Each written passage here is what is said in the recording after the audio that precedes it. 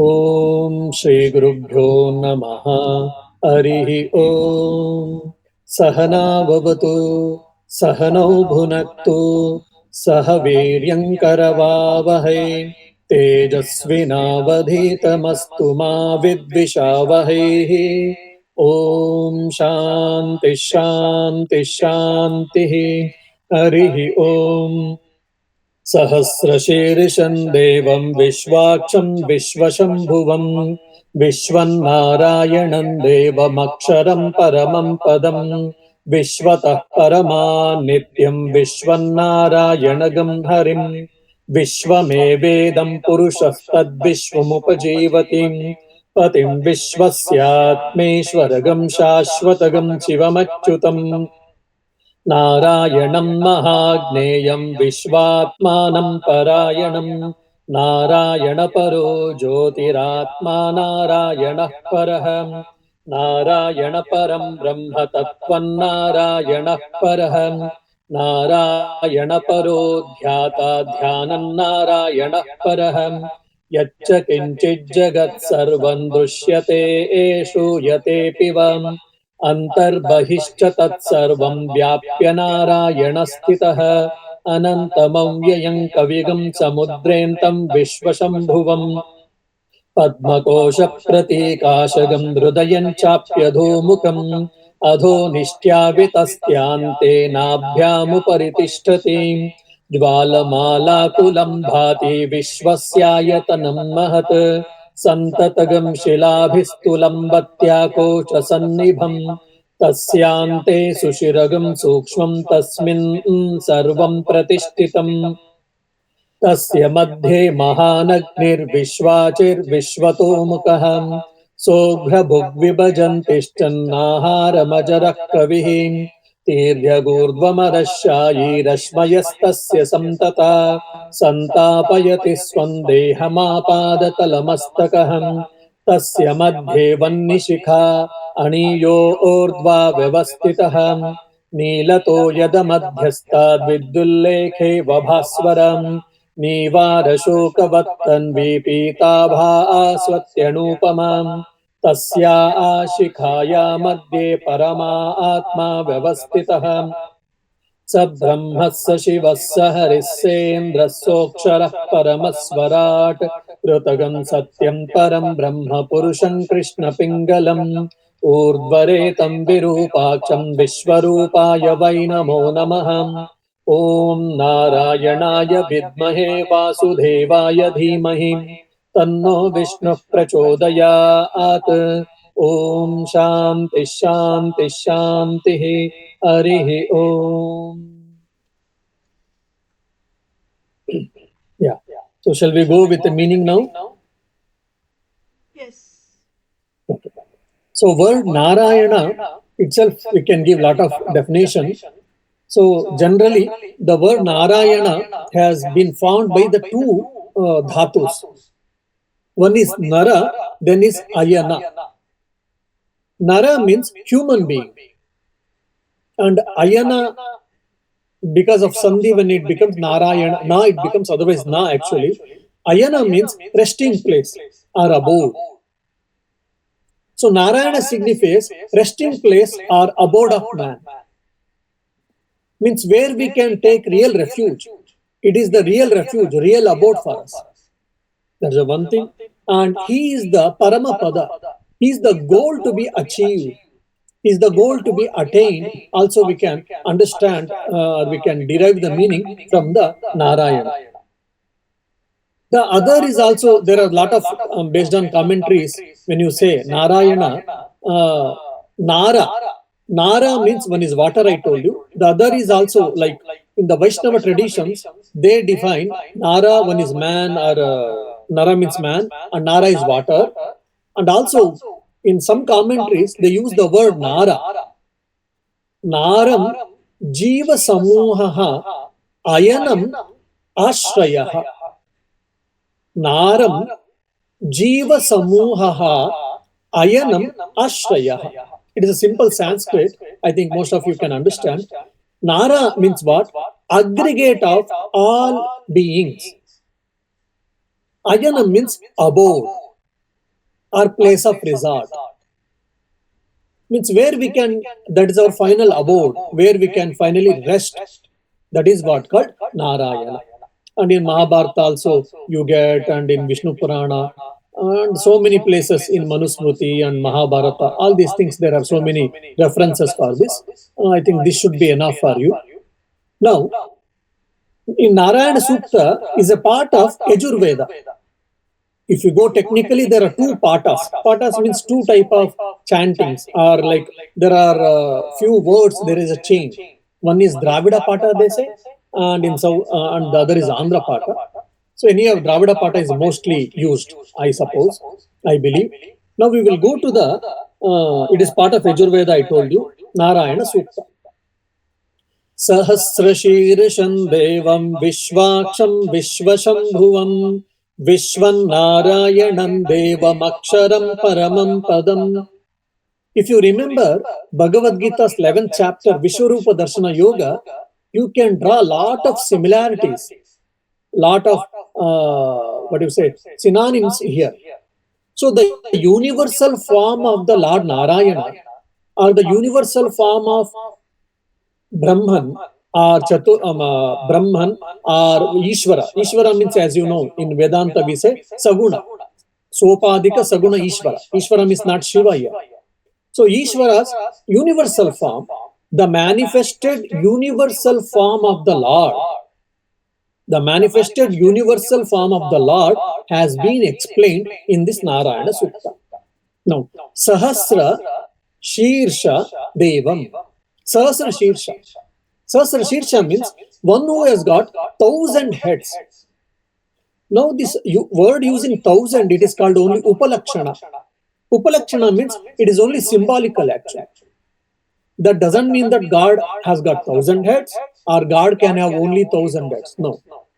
So here the word 1,000 is only Upalakshana. That means he has got infinite heads. When you say that he has got infinite heads, that means what? He is everywhere. There is no place where there is no God. That is the one more deeper meaning you can say. Sahasra Shirsha, 1,000 heads means he has got infinite heads. Devam. Devam means Lord, or who has got the luster body. Who has got the luster body. Our body doesn't have, it has its own luster, no doubt, but it is very nothing actually. When Deva and Devis, when we say, they have got the luster body, very shining body it seems. If you remember, Sri Ramakrishna also had that golden complexion. As Holy Mother said, when he was wearing the gold bracelet, when she was applying the oil for Sri Ramakrishna, she was unable to make the difference between his skin color and the golden bracelet. So such a golden complexion Sri Ramakrishna had. And of course, after his prayer, it went inside. We all know that. So Devam means it has got a shining body. Okay. Vishwakyam. Vishwaksham. Vishwaksham. Vishwaaksham. Aksha means again eyes. He has got 1,000 eyes. Again, he has got 1,000 eyes means what? He has got infinite eyes. Then why we have to use infinite eyes? What does it signify here? Means he is omniscient. He knows everything. And there is no place where can be hidden. Now, for example, if you switch off your camera and even if you go away, I don't know whether you are here or not. But with the case of Lord Narayana, Lord, it is not so. You may switch off the camera of the Google Meet, but still he is aware whether you are there or not in the class. Because he is omniscient and omnipresent. So he is there everywhere. He can see anything and everything in this world. Nothing can be hidden. That is what you can understand from the Vishwaksham. Then Vishwa Shambhuvam. Now this Shambhu, we also use this word for Lord Shiva also. Shambhu comes from the Sanskrit root called Sham. Sham means Mangala, auspiciousness. So Shambhu means one who bestows auspiciousness, one who brings auspiciousness. He is called Shambhu. Now Vishwashambhuvam means one who brings auspiciousness to the entire world or universe. one who is capable of bestowing the auspiciousness for the entire universe, he can be called as Vishwa Shambhuvam. So he generates auspiciousness, he bestows auspiciousness, he brings auspiciousness for the world and entire being, you can say. So as I said again, Sahasra Sahasra, it should be taken as a Upalakshana only. Then Vishwam Narayanam Devam Aksharam Paramam Padam. Now Aksharam, Kshara means one who declines, one who wanes. Means one, it can be destroyed. One who was like mortal we can say. Akshara means immortal. What is the nature of the Lord Narayana? Our Lord's nature is, he is Akshara, is immutable, or is indestructible, or is immortal. Okay? And Paramam Prabhum is the Supreme Lord. He is a Swami. Because he is the real ruler of the world. Now, for example, Prime Minister of India is trying to rule India, no doubt. But doesn't mean that he can rule Pakistan or Bangladesh or Nepal. No. And again, his power also as being a Prime Minister is limited. But whereas, when you say Prabhu, we also use Rajas, kings also we used to address them as Prabhus. But their power is limited with geographically and time also. So many kings have come and came and went, but their time is also limited, their power is also limited. But whereas Paramam Prabhum, this Paramam can be used adjective for many places. This Supreme Lord means what? He is the control of the entire universe, every being. There is no place, there is no one who is spared from his rule. Every one of us, we are under his rule. So he is the Prabhu for all of us. That's why. And he can create, he can sustain, he can destroy or dissolve. All these things he has got, powers he has got. That's why he is Prabhu. Then, Paramam Padam. Paramam Padam means what again? Supreme abode. Now we go to different countries, we have to come back. If you go to Swarga, heaven, again we have to come back. But whereas the Lord's abode, you can say Goloka or Vaikunta especially. So when you go to this Vishnu Loka, when you go to Narayana Loka, or which is called Vaikunta, then no more returning. That's why it is called Paramam Padam. Paramam Padam means what? Again, it is the supreme abode where you will not return. Means you will get liberation, you will get emancipation. Then Vishwa means again it is only what you say, the world. Okay, is this in this way, in this speed, is it okay for you, or you want me to go still slow? It's all right. Absolutely. Okay. Vishvatah Parama Nityam Vishwam Narayanagam Harim Vishwamevedam Purushastad Vishwamupajivati. Okay. Now, Vishvatah Paramam Nityam. Vishvatah Paramam Nityam. Paramam means again supreme, Nityam is eternal, and Vishvata, in this universe or in this manifested universe, he is the most supreme being and is also eternal. Sometimes we can see emperors, they want to be world conquerors. So half of the world, 3/4 of the world, quarter of the world, or even say for an example, most part of the earth, he might have conquered, he might have ruled. How many years? Maybe 10 years, 20 years, 50 years are the maximum, or the most. But more than that, we have not seen in each case. But in his case, he is not that. He is the supreme person in the entire universe. And there is no limit, either for by geographically and by space also, or time also. That's why he is eternal. He is not the Lord of the universe for some time, or for some place, or for some area. No, he is eternally, he is supreme. Vishvata Paramanityam Vishwam Narayanagam Harim. And this universe itself is nothing but Vishwam Narayanam Harim means what? The Narayana himself has become the Vishwa. Tat Sruštva Tadevanu Pravishat.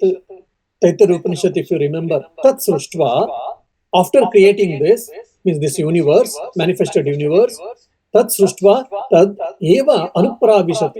He entered into that. So the Narayana he manifested this universe, or he, after manifesting, he has entered this world. So we are able to see the things, worldly things, matter, rock, minerals, etc., etc. But whereas Brahmagnanis, even if you see in the life of Sri Ramakrishna, Swami Vivekananda, they were able to see the whole world is merged with consciousness. So could with the consciousness alone. And whatever the so-called people and etc., it was like hazy people. Even Swami Vivekananda's, experience we can remember here. So the world himself, the Lord himself has become or has been manifested or has been appearing as the world. Vishwam Narayana Mari.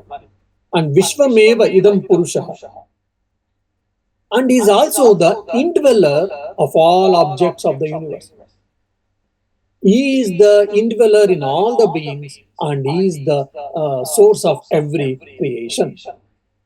Vishwameva Idam Purusha. Vishwam eva idam purusha. So this is the world itself is purusha. He has. Then tad vishwam upajivati. Tad vishwam upajivati. Means the jiva upajivi. Upajivi means who? Upajivi means because he is the creator. Like we are all individual beings and is the supreme being. We are the part and parcel of him. That's why he's called Upajivi. Like individual beings and is the supreme being. We are all part of him, or we are just like every droplet in the ocean. We are all one droplet in the ocean. So that's why it's called Tad Vishwam Upajivati.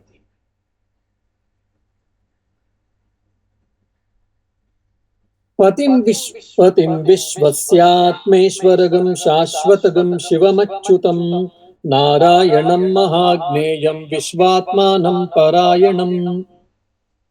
Pati. Pati means, again, is the Lord. Which Pati? We have got so many Pati, so many husbands, so many lords, we all know that in family. Here, he is the Pati of Lakshmi. Is that Pati is using? No. Vishwasya Pati. Patim Vishwasya. So he is the Lord of the entire universe. When we say he is the Lord of entire universe, either manifested, unmanifested, sentient, insentient, animals, birds, reptiles, and rocks, minerals, water. So sentient and insentient. He is the master of all the Chetana and Achetana of this universe. So that's what Pati refers to actually. Vishwasya Pati. Pati Vishwasya Atmeshwaragam. Atmeshwara means he is the supreme being, is the superior being, and there is no one equal to him. Atmeshwara. And apart from that, he is the, he is the Lord of all of us, of every Atman, of every individual, is the Lord of individual self. Or the sum and total of individual souls put together is what the Supreme Self. Even from that angle also, you can take Atmeshwaragam. Then Shashvata. Shashvata means eternal. We are not eternal. As a Swami Shantivratanandaji is not eternal. He has got date of birth and date of death also. Like that, so many people came and they might have lived 1,000 years, 1,000 years, or 1,000 years, but they have to die.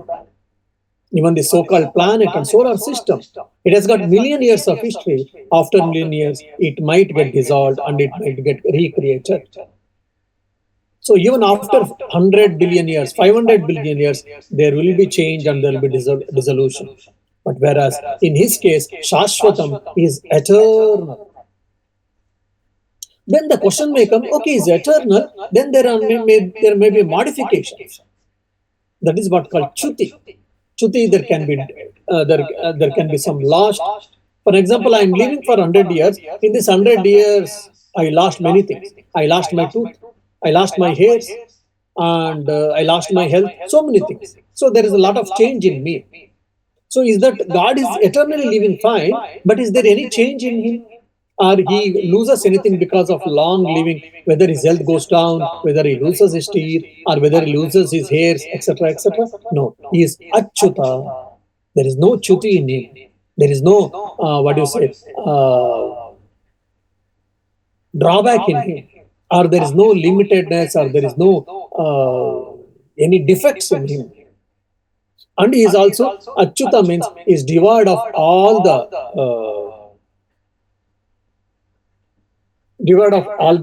changes. And also, this is one meaning of Achyuta. The other meaning of Achyuta, especially in the Vaishnava literatures, they give the Achyuta definition is he is never away from those who has sought his refuge. In other words, in a simple words, he never abandons his devotees. Whoever takes shelter at his feet, they are not sent them back. They are not turned them back. Now, in the history, if you see, for example, a small ruler, because he was attacked by a big ruler, big king, then he goes and takes surrender. He tries to take shelter at the other feet, other kings. Sometimes they have given, sometimes they have not given. Even after giving, because of political pressures, they turned away. Oh, sorry, to save ourselves, we cannot give any more shelter. Please get away, or otherwise we have to hand over you to that particular king. But in his case, that is no question at all. If you take shelter at him, he never abandons you. He never leaves you. He never gives you away. So that is also Achyuta, the meaning of Achyuta. Shivam.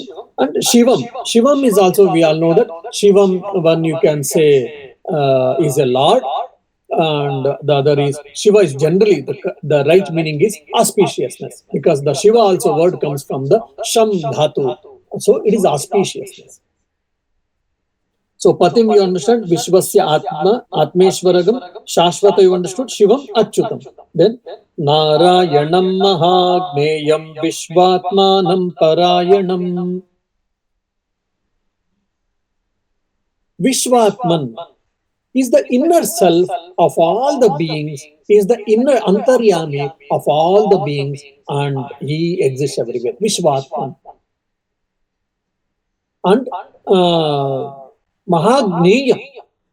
Now, Gnata, Gneya, and Gnana. This is called Triputi. Gnana, knowledge. Gnata, the knower. Gneya, to be known. For an example, Rasgulla. Now, you say, Swamiji, shall I bring Rasgulla? I said, oh, what is this Rasgulla? You said, oh, Swamiji, Rasgulla is a type of sweet. It is called like cheese balls soaked in the water. Sugar syrup. Okay. Now, I am trying to understand, I am trying to know what is Rasgulla. I am the knower, Nata. And I am getting the knowledge of Rasgulla. Knowledge is what Gnana. And what is the object of knowledge? Content of the knowledge. Here, Rasgulla is the content or object of the knowledge. That is what is Gneya. Now here, Narayana is being told as addressed as Mahagneya. He is the, the greatest object of knowledge. I know so many things in the world, no doubt, but he is the the object of knowledge. That is why it's called Mahagneya. To be known is the supreme object or supreme subject, supreme principle to be known. Once you know, then you have no more birth and death. You will be free from all the cycle of birth and death and sufferings and etc. etc. That's why it's called Mahagneya. Narayanam Mahagneyam. Who is Narayana? Is Mahagneya. And Vishvatmanam. Vishvatmanam. Vishvatmanam means is the inner self of the universe. Always told. Parayanam. Parayanam means last resort. Narayana Ayana, you said Para Ayana is the last resort and is the best resort and is the essence or is the universal medicine. Even some of the Vaishnava literature, they explain this Parayana is Para Ayana. Para means supreme, Ayana means supreme resort, last resort, and is the essence, and is the universal medicine. Even that also can be told. This universal medicine is only from the Vaishnava literature point of view, I am telling you. Okay. Narayana paro jyotiratma Narayana paraham Narayana param brahma tattvam Narayana paraham. Okay. Now, Narayana paro jyotihi Narayana paraha jyotihi atma Narayana paraha. Now, when you say so many Narayanas, so many Atmas, so many Paras, so this will be sometimes a bit, confusing. So we have to go a bit slowly, then you will understand. Jyoti, we all know that, light. Is Paroj Narayana, Paraha Jyoti, is the supreme light. So what do we mean supreme light? Means he is the real giver of the knowledge. He is the real giver of the moksha. Paro Jyoti Atma Narayana Paraha. And he is indweller. He is indwelling in every being through in the form of consciousness. That is what Atman. And his Paratma is Paramatma, is the Supreme Lord. So now, in again Vaishnava literature, there Shesha, Sheshitva, all these relationships they bring in this while explaining this. What does it mean? So we are the part and parcel of, or we are the spark from the Lord. And is a complete, and we are part of it. Because in the Vaishnava literature, we say there Shesha Sheshi Bhava they bring, but in Advaita we say that there is no essential difference between him and us. Means again, like we can say, drop in the ocean. I am a drop in the ocean, or I am drop in the river, you can say. Narayana Paro Jyoti Atma Narayana Paraha Narayana Param Brahma Tattvam Narayana Paraha. Who is this Narayana? Is Param Brahma. Parabrahma. So what is Parabrahma? Already we know that. There is nothing else to be discussed. Parabrahma means here from Advaitic point of view, especially generally if you see, he is the Nirupadika Chaitanya. Means he doesn't have any Upadi, he doesn't have any form, he doesn't have any qualities, he doesn't have any attributes. He is called Nirupadika Chaitanya. Upadi, Nirupadi, divide of Upadis. Nirupadika Chaitanya is Parabrahma, Supreme Self. Param Brahma, and is Param Tattva. This Tattva as Param Tattva, again, it can be understood in a different ways actually. Tattva is one definition is like, you can say it is a knowledge. Param Tattva is knowledge, you can say. The other is also Tattva, it is also told that the manifestation or the truth. So is the Param Tattva, is the highest manifestation of the truth. Narayana Paro Dhyata Dhyanam Narayana Paraham Yacha Kinchit Jagat Sarvam Dushyate Eshu Yate Pivam. Now one can say, okay, all these things are fine. Now, how to see him? I would like to meditate. If you feel so, then they are giving the, the Rishi is giving a solution for you, how to meditate. Narayana Paro Dhyata, Dhyanam Narayana Para. Yes, you can meditate on Narayana. Why? Where to meditate? How to see him? Because there is no place where he is not there. He is everywhere.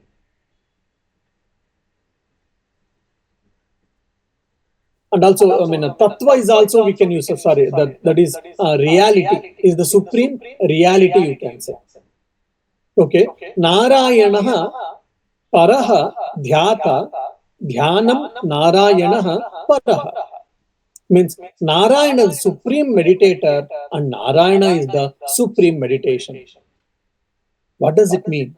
if you take this Narayana as an object of meditation, that is the supreme meditation, and he can be the supreme meditator also.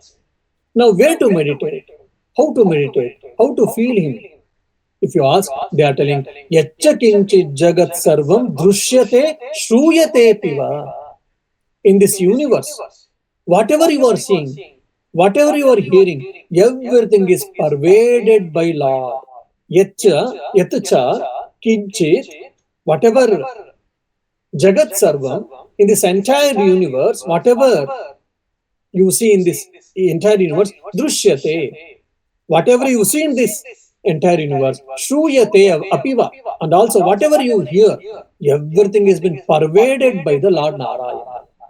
So whatever you see behind, there is a Narayana Tattva, there is a Narayana principle, there is a Lord Narayana is there behind that. We may not be able to see, but it is possible. That's the reason if you see in our Indian tradition, Hindu tradition, we have got Adidevatas. Fire, there is a fire god Agni Deva, water, Varuna Deva. So similarly, for example, thunder and lightning, for that there is again Adipati, Adidevata, who is Indra. So, and for every even materialistic things, or for a very natural phenomena, or even metals or whatever you say, behind that we have got Adidevatas. We have got presiding deities. Of course, these presiding deities are been, nominated by Lord Narayana, you can say, or Lord, you can say. So what does it signify there? You are trying to see the divinity or the power, divine power behind every natural phenomena. Water is just growing. Water is flowing, Ganges, that's all. There are so many rivers in the world. So we have got so many rivers in the India also, no doubt. But behind every river, we see either the god in the form of mother or father. Like Brahmaputra, it is the male, behind that, there is again the male god. Now Ganga, Yamuna, Saraswati, Kaveri, Godavari, behind that, there is a mother. Now, is it all just mere imaginations? No. Lot of saints, lot of spiritual aspirants have witnessed, experienced the deities. Narmada, so many monks have, so many devotees have seen Mother Narmada. Similarly, with the form of Ganges, similarly with the form of Yamuna, like Swami Vijnanandaji Maharaj. What do you say? Story we can remember here, Triveni Sangam. He saw a girl who is having a 3 tracks. So every natural phenomena, everything we are, our Vedas are saying that there is a divine power. So here we can understand. Yaccha kinchit jagat sarvam drushyate shruyate piva. Whatever you see, whatever you hear in this manifested universe, everything has been pervaded by Lord Narayana. Lord Narayana exists behind all of them. Antar bahishcha tat sarvam. Antaha bahihi cha. Antaha inside, bahihi outside, tat sarvam. Vyapya Narayana stitaha. So either inside or outside, this Lord Narayana is pervading, is all pervasive, omnipresent, we can say. Whatever you see, whatever you hear, whatever you think, and either inside of your body or inside of your mind or inside the world, outside your body, outside the world, everywhere Lord exists. So this can be an object of meditation. How in the form of power you can say, how you can say in the form of consciousness, you can say in the form of whatnot. The same universal form has been told in Sahasrashirsham Deva. Okay. Anantamam vyayam kavigam samudrentam vishvashambhuvam padmakosha pratikashagam hrudayan chapyadhomukam. Now actually, Anantam, what is his nature? Now we are asking to meditate. Rishi has asked us to meditate. And is there everywhere we saw. And still it has been explained who is Narayana to meditate, how we can meditate. He is Anantam, he is all pervasive. There is no limit for that. Avyayam, avyayam means again devoid of any changes, devoid of any modifications, is avyaya, immutable. And Kavi, Kavi means, it is generally we know Kavi means poet actually. Here Kavi means it is not poet, actually is the wisest man, is the enlightened man. samudre antam vishvashambhuvam, and is also what you say brings vishvashambhuvam means he brings the goodness. No, samudre. Now the whole our spiritual heart is considered or has been compared to then actually what you say an ocean.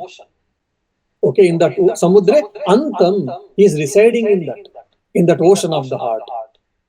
In what form? He is limitless, he is anantam, and his avyayam, he is imperishable or immutable.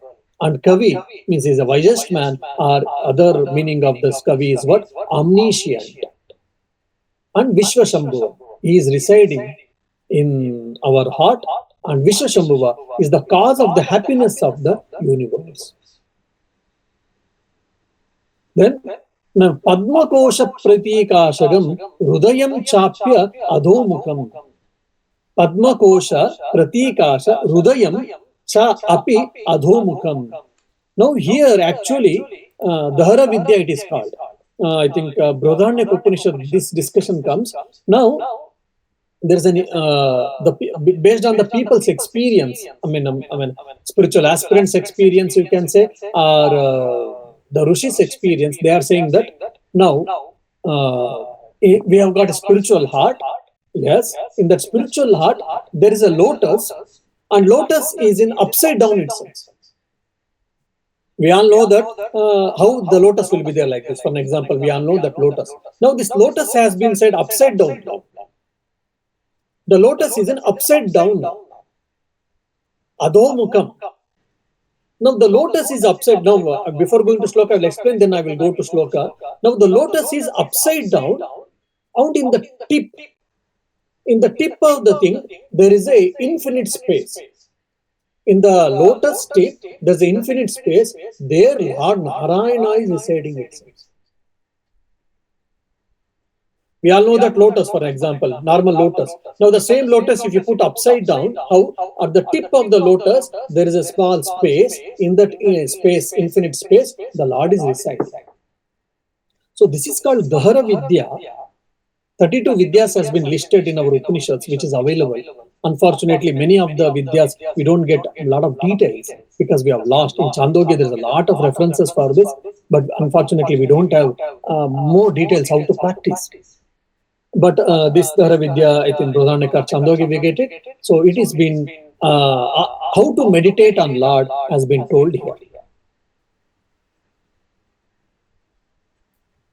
Yeah. Maharaj, that So, infinite space is not understood. Sorry? That infinite space in at the tip, how that there is an infinite space means that. Yeah, I think infinite space is only it is an usage. Basically, Lord is residing there. You can think that in that space, in that form, with form or without form, or in the form of consciousness or whatever. So yes, if you see literally speak, it's a in the tip of the lotus. It is a small space. How it can be infinite space? This question will come. I think the word usage of infinite space is also a upalakshana. And means that lotus is upside down, and the Lord is residing there. Lord is residing in the space. So why that lotus is upside down? It is why it is there. It is there. How it is there? They are explaining. Why it is there? We don't know. It is a Lord's creation. Why not it is in this upright? And then as we always imagine that the lotus is there, and on the lotus the deity is sitting like that. When we get our spiritual progress, and when that Kundalini Shakti gets raised and our Kundalini goes and touches, and that lotus opens, and it gets upside down again. Generally, the lotus will be like this in our Anahata Chakra. When our spiritual progress happens, and when Kundalini Shakti, this is one, this argument I have heard from a monk.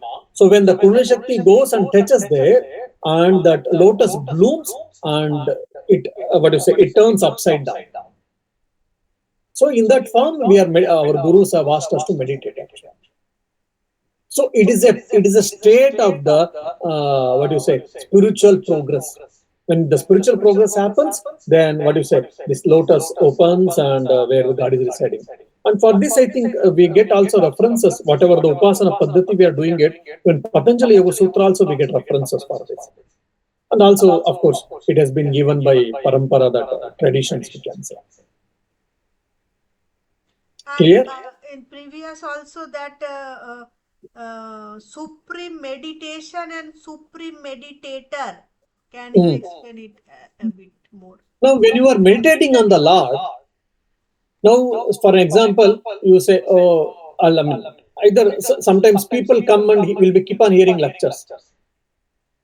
Okay, fine. Especially, I mean, I'm on the lighter side. I will tell because there's quite a heavy discussion is going on. So, just I will probably crack a small joke. Now, you went to a temple, or you went to maybe ashram, and your husband had bought a new slippers, sandals, which are quite costly. And you went to ashram and there was a lecture. You left the sandals in the slipper stand or outside, you have left it, and you went and you sat for talk. You are hearing talk, no doubt physically. Mentally, you are thinking, Are recently I had heard one of my friend's slippers went away. I mean, it was stolen, and this is a very new, brand new slippers and quite costly. I don't know whether my slippers will be there or not. Now, because of some reason, I'm not able to get up also, get up and go, leave the place. I'm supposed to sit, so I'm sitting here. I'm listening lecture, no doubt. My mind is meditating on the slippers. Now, that is also my thinking, basically there. So, that is not a supreme meditation. Or Sri Ramakrishna makes a joke that all monkeys thought that they will do meditation, and they came and sat, and they were meditating. And they were meditating on what? On the banana grove, where we can get bananas, banana plantation, where we can go, we can get bananas so that we can eat bananas. So that is not a supreme meditation. So when you are really meditating on the Lord, that is what supreme meditation. And supreme meditator means the person Who is meditating? meditating. Who is meditating? Lord Narayana himself is meditating. If Lord Narayana is meditating, when he is a supreme meditator also. Because he is residing in us, that is why when we are meditating, we are thinking that Lord Narayana is meditating. No, there is essentially, again, Advaita, there is no essential difference between you and Narayana. Yes. So that is why means the meditator is also Narayana, because if I am meditating, I am actually Narayana. Yes. When you say I means who, this I refers to, again, care of yesterday's class. Care of yesterday's class in the Mundaka Upanishad. So I refers to not Chandrani here. No. I refers to consciousness. No, I refers to Narayana. So when I'm meditating, then can I be supreme supreme meditator? Yes, provided when that I refers to consciousness, not the body and mind, or not the individual self. Yeah. Okay. Any questions, or you want me to go further, or today enough?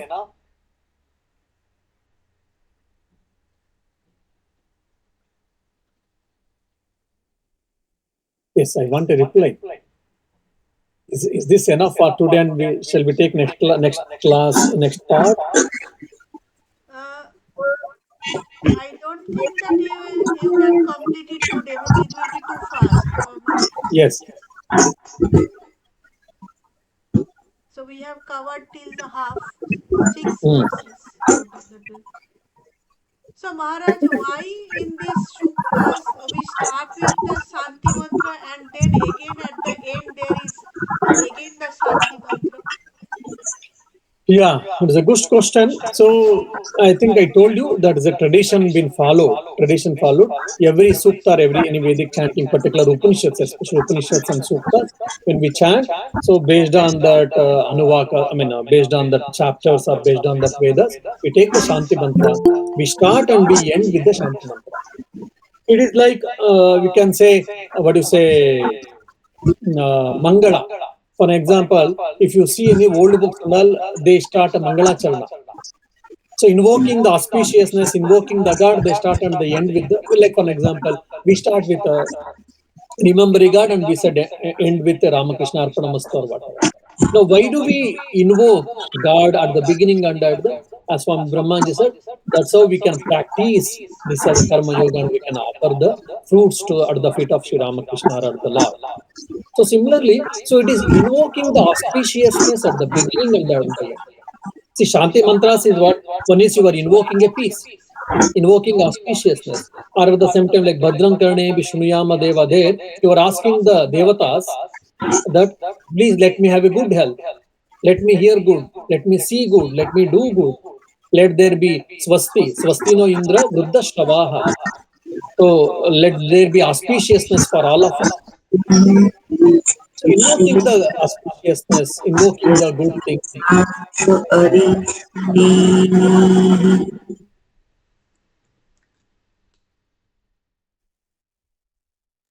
So one is a tradition. Why the tradition has come? Because invoking the peace and auspiciousness. So while chanting, today you start with Shana Bhavatu, but you ended just with the three Shantis. So That's all. Actually, we should end with Sanavati. Yeah. Traditionally, if you ask me, we should end with Sanavati. okay. Means every time we have to end with Shana Bhavatu, or all these three Shantis will do? Shanti is also okay. If possible, if you can end with Sanam. Whatever Shanti mantra you started with the particular sukta, and the same Shanti mantra should be ended with. But now you are chanting 4-5 Shanti mantras, 4-5 suktas. Then what to do? Then at the beginning, if you keep on doing the particular Shanti mantra, that is enough. Okay. So every Shukta has its own Shanti mantra. See, totally we have got 10 Shanti mantras from the 4 Vedas. So the permutation combination of these 10 Shanti mantras only actually. So See, one is Sahana Vavatu. that this Namo Vache Ya Chodita Ya Chanudita, this is also a Shanti mantra. It is a big one. Namo Vache, Namo Vache. Which you are saying? Namo Vache Number 7. Dita Ya Chanudita Tassai Vache Namo Namo Vache. Yeah. Okay, yes. So in that list, that Appayantu Mamangani is not there in this mantra Pushpam. So that is there, no? Apyayantu Mamangani. It is there. Because here these 11 Shanti mantras are there. So So these that are standardly accepted, yes. Appayantu is not there, but it is Hmm. in that list of your 10. We are seeing Mantra Pushpam, isn't it? Yes. This was the standard accepted tradition. Or is there in some other books? The Sorry? Appayantu Mamangane is there in some other books, Ha, but it is not this not book. mantra Yes. Pushpam. Yes. Yes, that is true.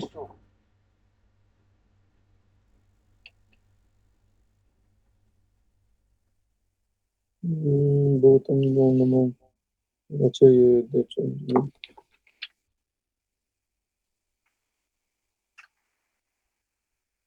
Just I'm seeing. Yeah, I think even in other book also I'm seeing Apyayantu Mamangani is not there actually.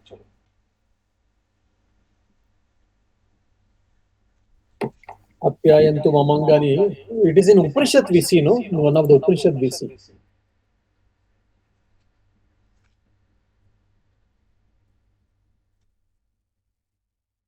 In Tabakushamanjali, I think it is there, and everywhere it is there. Here.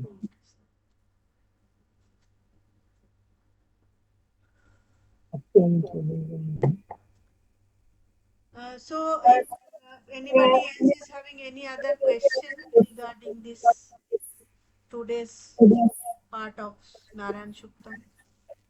Yeah, I think it is used in Kenopanishad and Chandogya Upanishad. Which one? It's Apyayantu Mamangani, yeah.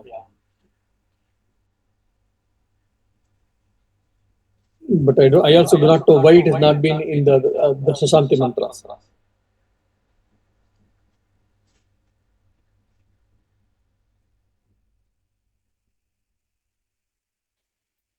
Yeah, I think. Okay, then I don't think any other doubts is there, I believe. So how is the project going on?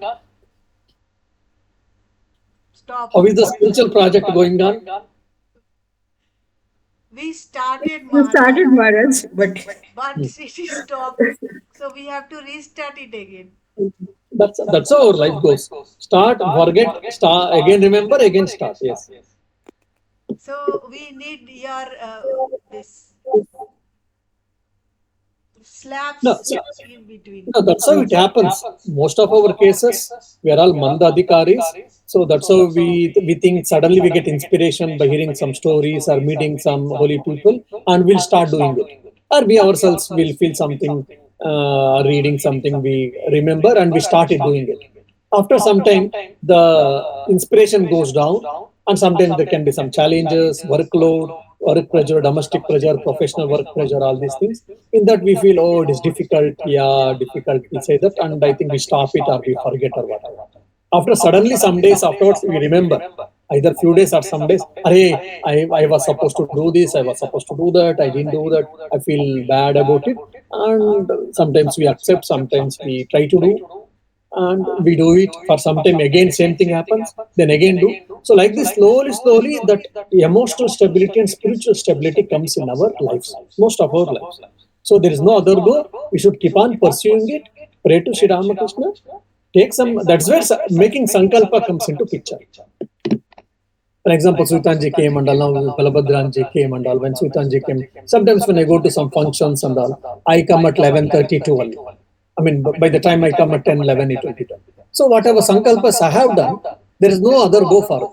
I finish and sleep at 12, no, I mean 12 a.m. or 1 a.m. I do and sleep.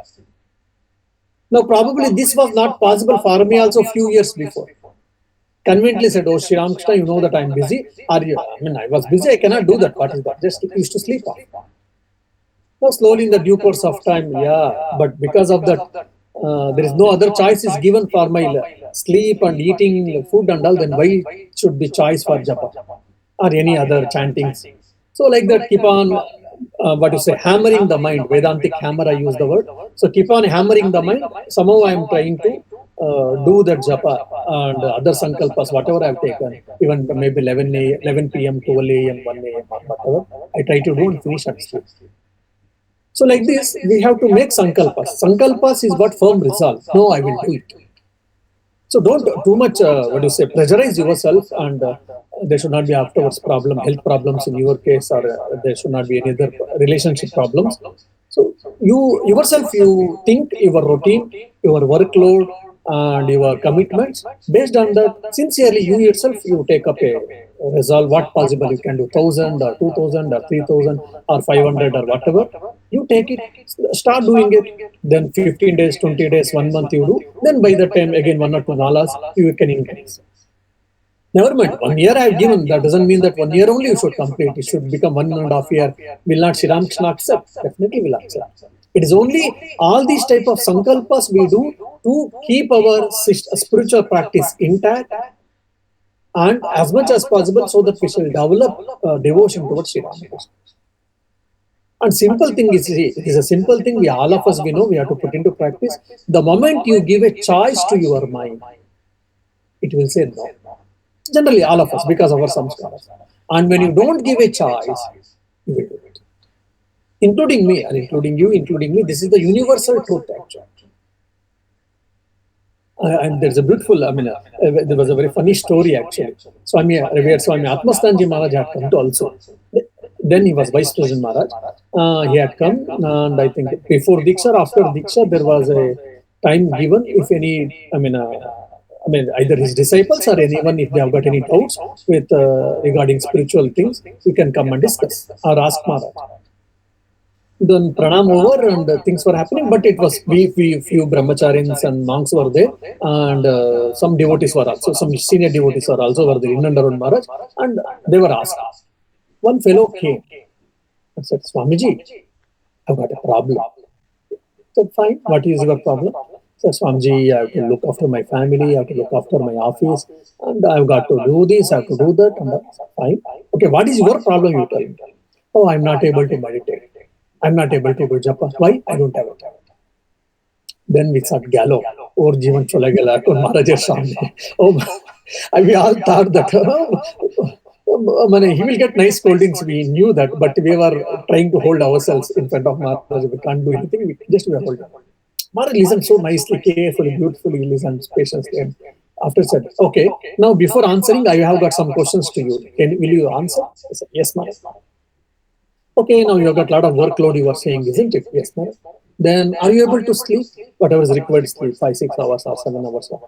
More or less, yes. And you are able to eat? Yes, Maharaj. You are able to meet people? Yes, Maharaj. You are able to do XYZ work? Yes, Maharaj.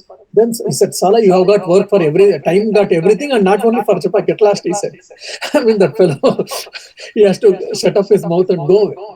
Though it was a bit funny incident, it looks like, but there the purport is, Maharaj is telling very clear, you have got time for everything, and why not for Shiram doing japa?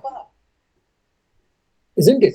That doesn't mean that you are not doing it, I need to say. So here is, yes, you are doing it maybe 108 or 2 malas or 3 malas or 10 minutes, 15 minutes, no doubt. We have taken initiation and we are all doing it, no doubt. But that has to be intensive. That has to be intensive. Yeah, yes, Maharaj, but we are difficult. Then people say, oh, man, one of the monk in Uttarakhand, he says beautifully, he's a great Advaitic monk, is no more. He said, "Kya karna hai bhai? Aap log ka jagat bahut bhari ho gaya."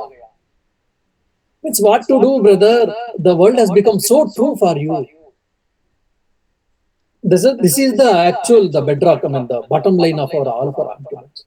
We have to do all these commitments, no doubt, but in the midst of that, if we are serious, we can do it and we should do it. Recently, when I was discussing with a spiritual aspirant, he said, Maharaj, all this fine, we understand your logic, but it is not that easy to do that. I said, yes, it is not easy, it is difficult. I do accept. Who said it is easy? It is difficult, but possible. And he said, yes, difficult, but possible, but again he added one more but. Then I said, so I will give in one discussion. For discussion's sake, I will ask you one question. Now you say, someone, for discussion's sake only, it is not a fact actually. Now someone says that if you do 1 lakh japa in a 1 week, you will get a promotion. You will get a promotion in your office. Or you will get 1 kg gold. Or you will get something, XYZ, whatever. What do you do? Maharaj, I will do it, Maharaj. Why? Because office promotion is very much required, and it is very true for you or for me or for anyone. That's why we don't complain that we don't have a time. Now, when Sri Ramakrishna is available so easily for in front of us, the greatest wealth for all of us, then why can't we think? I'm not saying that it is easy. It is difficult, but possible. Not possible, I can give many reasons. But to make it possible, for impossible, I can give many reasons. To make it possible, there is only one reason, that is you and me. Yes, let me think of Thakur, let me meditate on Thakur, let me do japa on Thakur. That is the real strength for me. We all know that it is nothing new for all of you, but we have to do it. Then okay, if not, Maharaj, then we say, okay, there's still time is there enough. I mean, there's beautifully, again on the lighter side, when I joined after a few months, with a senior monk, I asked, Maharaj, I have read Gospel of Ramakrishna, we all understand, and we have read few Vedantic books. We all understand the world is appearance, we all, Jagan Mithya, we say, but our experience doesn't accept it. Or we feel something, no, this has got some reality or what. I'm feeling very bad about it, Maharaj. What should I do? And he told very beautiful answer, yeah, slappings is not enough. Still, you want to have more slappings from this world. Then when you get more slappings, then you will understand the validity and the nature of that. So similarly, still, as Sri Ramakrishna puts beautifully in his gospel, that whenever the child asks, only mother wants, only I need mother, then only she comes. Otherwise, she is busy in handling the house affairs and she gives a toy. And we are busy with the toys.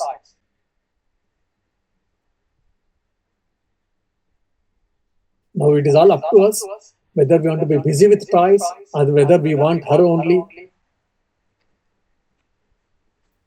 So Nilanjana is raising her hand. Yes, Yes, Nilanjana. Maharaj. Yeah, Maharaj. I have a query regarding this Sankalpa. Can we take Sankalpa as a daily basis? Like, I want to do it like a number. I want to do it for today or tomorrow. I am increasing like that. Can we take the Sankalpa, or it can be taken for a longer period of time?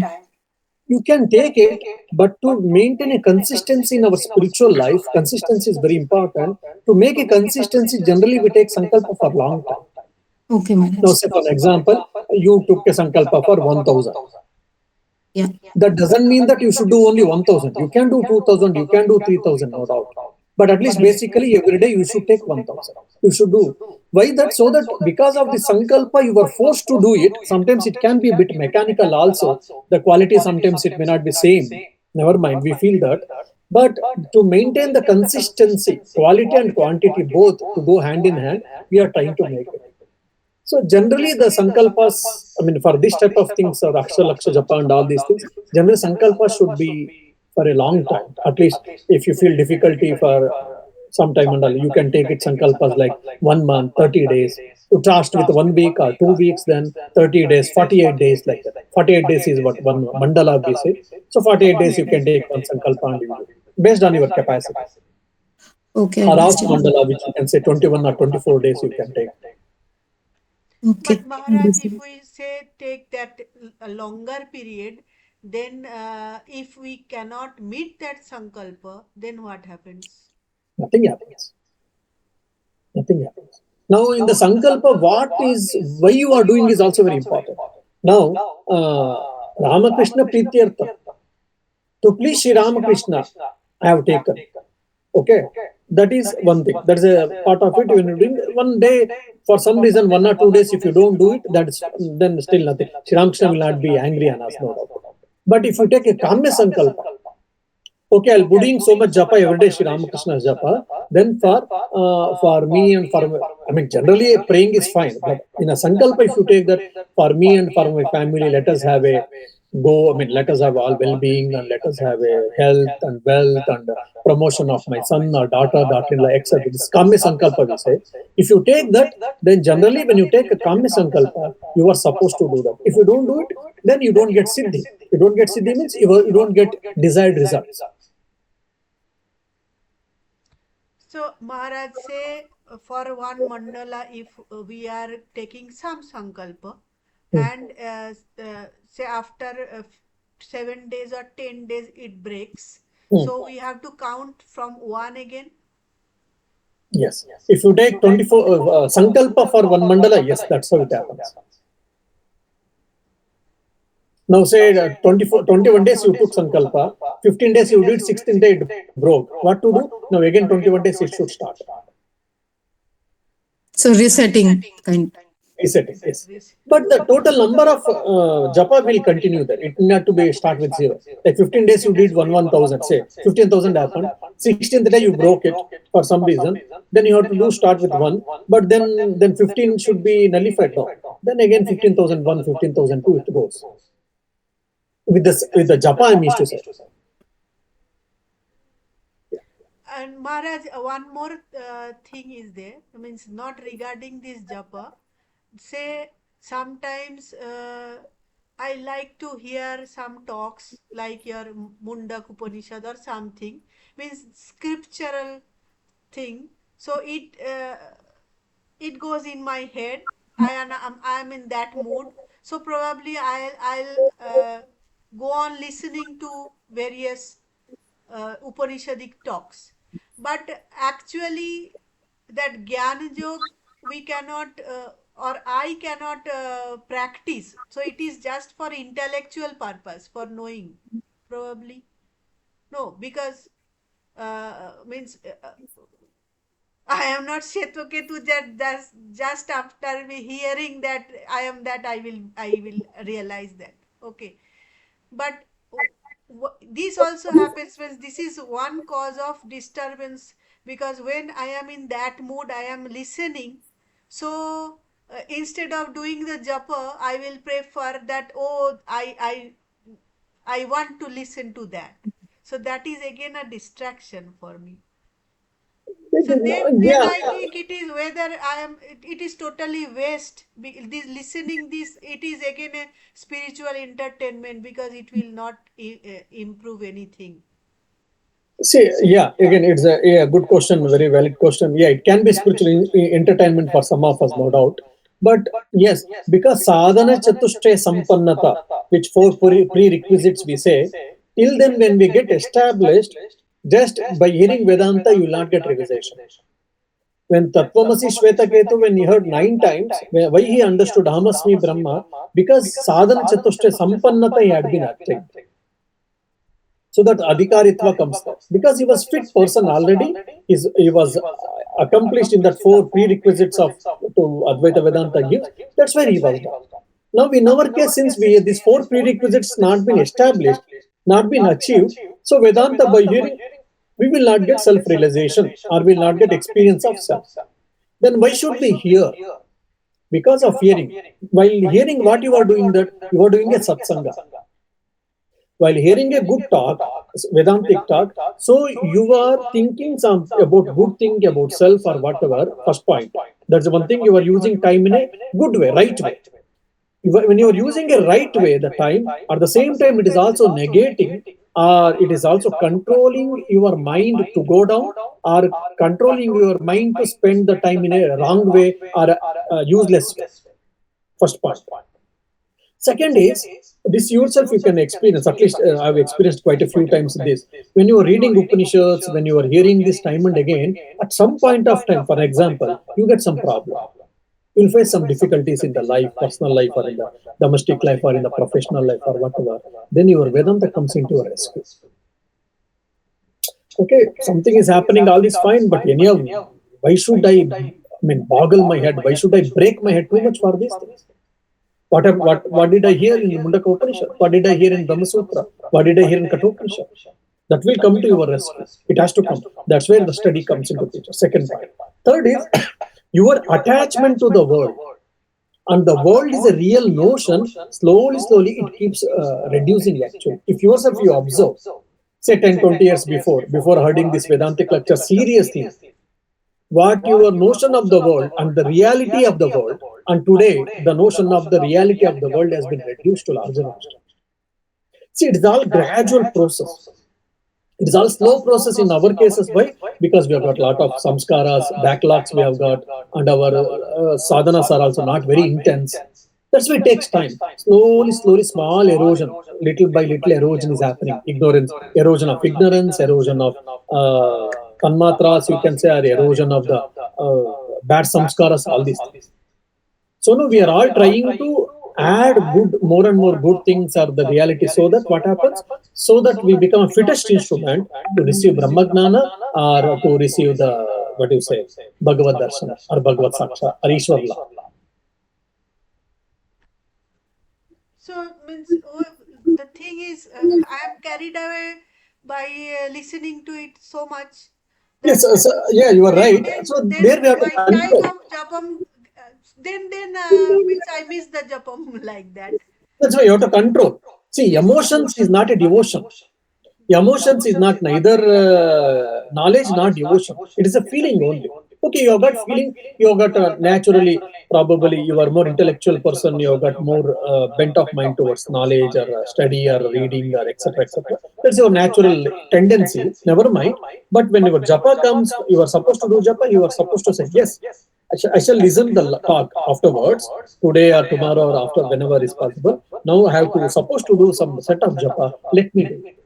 Initially, you'll feel difficulty. Initially, you may feel your mind may be thinking of study only instead of doing japa. You are forced to do japa. Never mind.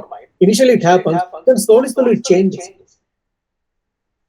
Slowly afterwards, you'll be able to study. You'll be able to do japa. Both you'll be able to do. By practice, it is possible. So we should not get carried over by feelings and emotions alone all the time. We get carried over and we say, oh, it has become so big, so large, or so difficult to control it or to change it, to face it. It is your own feelings. You have to control, isn't it? Just like when we try to control our own children. We say that, oh, my son, I am not able to control. Then the next person said, it is your own son. How can you say that you can't control? The neighbors will laugh at that, isn't it? So similarly, we can't, I mean, it is our natural problem. I don't say no that. I'm not saying anything negative in this. Yes, it's a natural problems with all of our sadhakas, aspirants. But what we should do, we should know. Most of us we know already. Then we should try to put into practice. Practice that. It is difficult, yes, but possible. I'm not able to do, but keep on trying. And keep pray to Sri Ramakrishna, pray to Gurudev, and keep on trying. It is possible. Yes. So, Maharaj, when will be the next class? That continuation. When will be the next class? Just I will say. So 11th. So 11th, Maharaj is leaving. So morning I'm busy. Okay. 18th we can plan. Okay.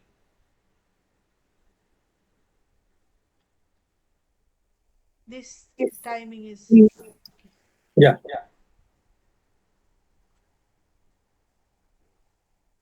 Narayana Suktam we can complete. Yes. Thank you, Maharaj. So after 2 weeks, we will be getting the next hammering. Yes, we need that. Okay. Thank Okay. you. Jai Ramakrishna. So I'm planning to come to India Yeah, Maharaj. in the When are you after coming? Durga